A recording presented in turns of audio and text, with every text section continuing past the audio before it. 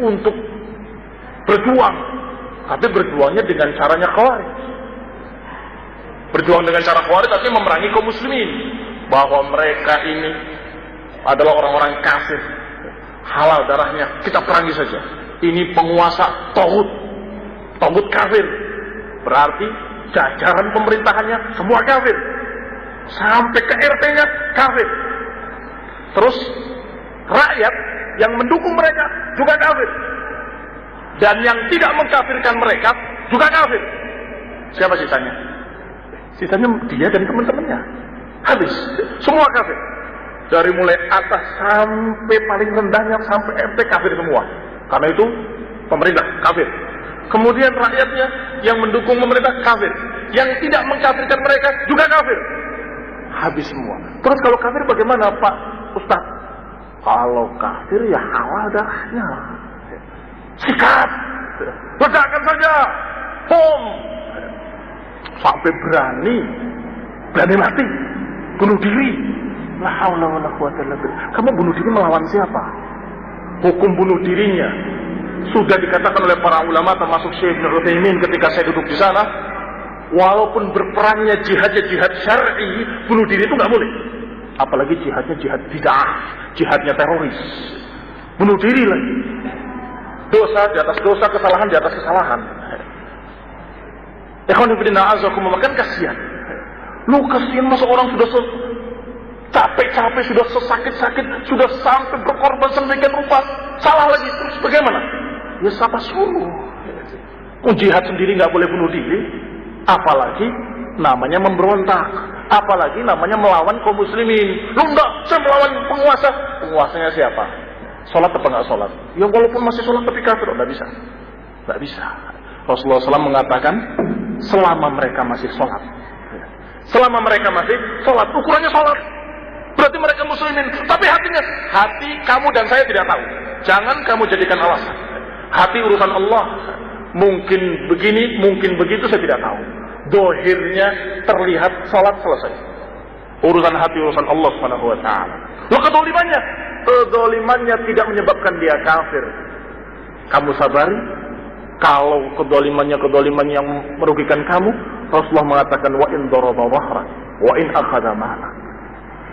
Ini dibahas di dalam dalil yang ketiga, yaitu dalil dari wasiat Rasulullah SAW. Jadi setelah ayat dan ayat yang ketiga, hadis dari Rasulullah SAW diriwayatkan oleh Imam Ahmad dan Tirmidzi dan juga Imam Hakim.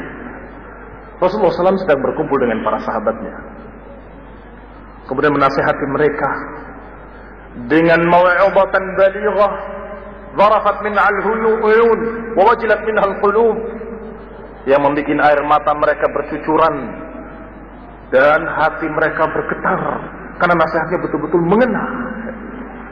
Sampai salah seorang mereka berkata, ya Rasulullah, ka'anna hadhihi mau'izatu muwajjih.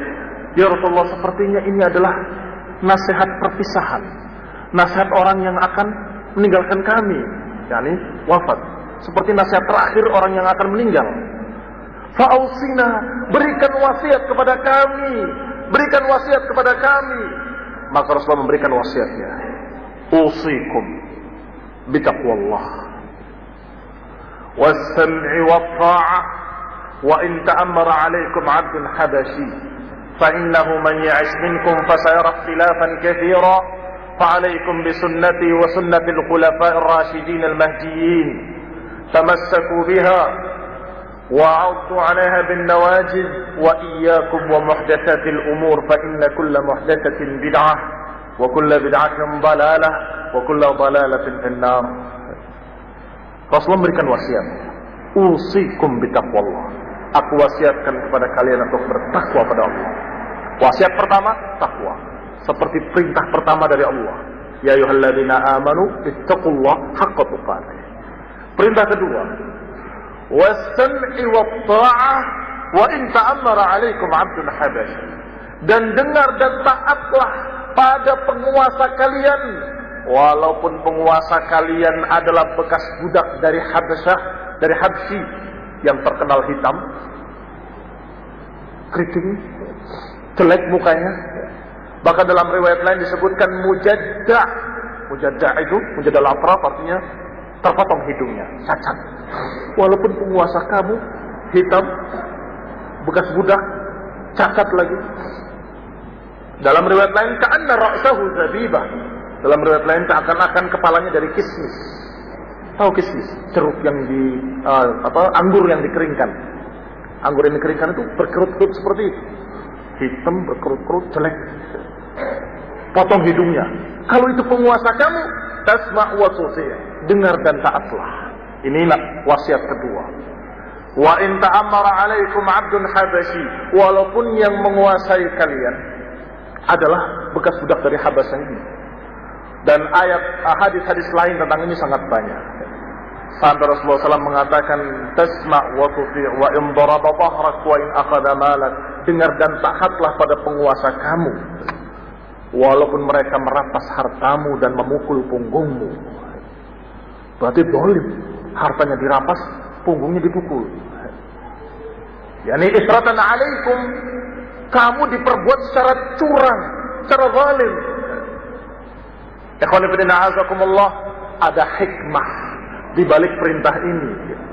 Sepertinya kalau dilihat dengan kacamata orang awam, masa dipukuli diam, masa dirampas diam, berarti kita orang lemah, nggak ngelawan. Itu cara pandang orang yang awam, orang yang tidak punya ilmu. Tetapi yang kita bicarakan adalah penguasa yang masih muslimin, yang kalau kamu kemudian melawan dan mengangkat senjata melawan penguasa yang masih sholat, apa yang terjadi? Jelas pendukungnya juga muslimin, tentaranya juga muslimin, polisinya juga muslimin. Apa akibatnya? Kamu berperang melawan muslimin. Itu yang terjadi. Ikhwan fillah a'azakumullah, kalau sudah berperang melawan kaum muslimin, fitnah apalagi yang lebih besar daripada kaum muslimin membunuh kaum muslimin? Apakah ada fitnah yang lebih besar dari ini? Na'udzubillah min dzalik. Sudah pernah kita mendapatkan pelajaran di Aceh kemarin yang berakhir dengan tsunami. Sebentar Fulan dibunuh oleh GAM, sebentar GAM dibunuh oleh tentara, terus begitu. Tentaranya siapa? Muslimin. GAM-nya siapa? Muslimin. La haula wala quwwata illa billah. Siapa yang disalahkan? Yang memberontak yang disalahkan. GAM-nya disalahkan. Bukan, iya. Tetapi kamu pemerintahnya zalim. Tapi karena kamu tidak mengindahkan nasihat Rasulullah sallallahu alaihi wasallam, akibatnya pertumpahan darah terus menerus. Ikhwan fillah a'azakumullah, di akhir dakwah Rasulullah SAW, di Hajjatul Wada', haji perpisahan, haji terakhir, Rasulullah memberikan wasiat pada kaum muslimin. Di antara wasiatnya adalah ucapan inna dima'akum wa amwalakum wa a'radakum haramun 'alaikum ka hurmati yaumikum hadha fi baladikum hadha fi syahrikum hadha. Sesungguhnya darah kalian, harta kalian, dan kemuliaan kalian, kehormatan kalian sungguh haram, dalam artian terjaga dan dimuliakan. Lebih suci daripada bulan ini, bulan Dzulhijjah, bulan haram. Negeri ini, negeri Mekah dan Ka'bah ada di dalamnya. Hari ini, hari Arafah, bayangkan lebih mulia daripada Masjidil Haram, daripada Makkah, daripada bulan Dzulhijjah, daripada hari haram, hari Arafah. Ini diawali dengan pertanyaan, ayyu yaumin hadza? Hari apa ini? Para sahabat tidak berani menjawab karena takut akan dirubah namanya. Bukankah ini hari haram, kata Nabi? Hari yang suci? Iya. Bala. Pertanyaan kedua, negeri apa ini? Para sahabat tahu ini negeri Mekah, tapi diam, tidak berani menjawab, khawatir akan dirubah namanya. Mereka mengatakan Allahu wa rasuluhu a'lam, Allah dan Rasul lebih tahu. Maka beliau juga menjawab, bukankah ini negeri haram, negeri yang suci? Pertanyaan ketiga, bulan apa ini? Mereka tahu itu bulan Dzulhijjah, tapi karena khawatir akan dirubah namanya oleh Rasulullah dan Rasulullah berhak untuk merubah, maka mereka menjawab Allahu wa rasuluhu a'lam, Allah dan Rasulnya lebih tahu. Maka Rasulullah menjawab, bukankah ini bulan haram, hari haram, di negeri haram, di bulan haram. Inna dima'akum wa amwalakum wa a'radakum haramun alaikum kahurmati yaumikum hadha fi baladikum hadha fi syahrikum hadha. Sesungguhnya darah kalian itu suci, terjaga, mulia, tidak boleh ditumpahkan. Lebih mulia dari hari ini, di negeri ini, di bulan ini. Lebih mulia, lebih disucikan, lebih dijaga. Kalau kita tidak berani melanggar kesucian Masjidil Haram, tidak berani melanggar kesucian bulan Dzulhijjah, tidak berani melanggar kesucian hari Arafah, maka kenapa berani melanggar kesucian darah kaum muslimin? Dosa kafir, dolim kafir, bunuh sana, bunuh sini, bagaimana itu? Isyhada. Ikhwan fillah a'azakumullah. Maka ternyata nasihat Rasulullah SAW, wasiat, bahkan wasiat itu lebih dari nasihat. Wasiat itu dikatakan dalam tafsir adalah al-amrul mu'akkadul muqarrar, perintah yang lebih ditekankan dan ditetapkan.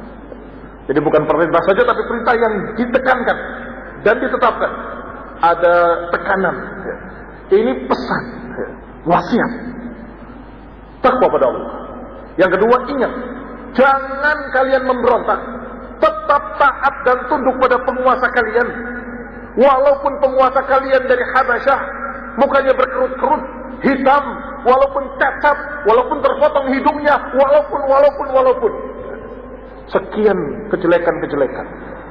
Sampai ada yang tanya ya, kepada Rasulullah SAW ketika Rasulullah menghabarkan nanti akan datang penguasa-penguasa yang zalim, yang qulubuhum qulubus syayatin ala judmanil ins, yang hati-hati mereka hati setan, tetapi di tubuh-tubuh manusia, tubuhnya manusia, hatinya hati setan.